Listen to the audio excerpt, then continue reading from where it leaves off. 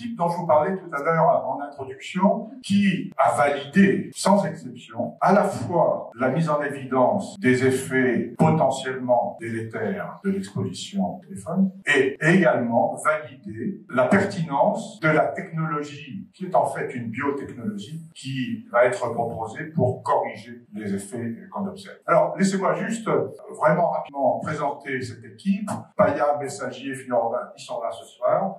Le docteur Messager est pas loin. Professeur Binghi, c'est un collègue russe mathématicien qui a l'esprit ouvert à 360 degrés. Professeur Grigoriev, c'est le correspondant, alors il est à la retraite maintenant, mais c'était le correspondant de l'OMS sur les pollutions électromagnétiques en Russie. Tous ces gens, on a travaillé ensemble, c'est-à-dire qu'on a fait le dossier scientifique ensemble et tous ont montré les mêmes résultats. On va les voir. Docteur Marand, il était à Paris, c'était un médecin du travail. Stepanov, il était en Angleterre. Madame Bastille, ça a été notre marraine, et c'était d'ailleurs Marc-François qui m'avait présenté le professeur Bastille au début où on commençait à travailler sur le sujet, et c'était un professeur d'immunologie, et du plus haut niveau qu'on puisse trouver, et elle nous a beaucoup aidé à avancer. Elle n'est plus de ce monde, mais c'est un hommage que je lui rends, si vous voulez bien. Bonhomme Fèvre à Paris, Yubissier-Simo, maintenant est à Nantes.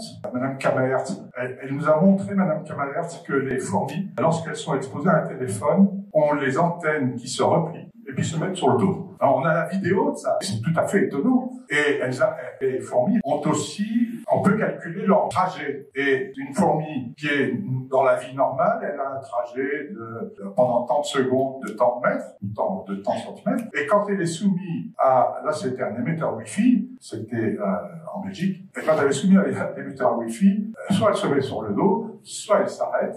Mais dans tous les cas, ces antennes se mettent en arrière ou en avant, mais elles ne sont plus mobiles. Et vous éteignez le Wi-Fi, elle se secoue un peu, et c'est reparti. C'est une spécialiste des fourmis. Et si vous allez sur YouTube et que vous regardez, les fourmis n'aiment pas le Wi-Fi, pas le Wi-Fi, vous trouverez l'expérience. Bon, Madame Kammerert. Clemens Krug est à l'université en Angleterre. Il a montré que les gens qui travaillaient à l'époque sur ordinateur avaient 40% de stress lié à l'ordinateur. Donc on va y revenir. Et si on les protégeait de ça, eh bien donc le facteur de stress disparaissait. Dr Hyland, physicien, conseiller en Europe. Professeur Canavan, neuro en Angleterre et statisticien en Allemagne. Professeur Marc-Henri, alors certains connaissent probablement ici Marc-Henri, c'est le grand boss de l'eau et entre autres de l'approche quantique de l'eau. Et on a cette relation de confiance et aussi cette relation scientifique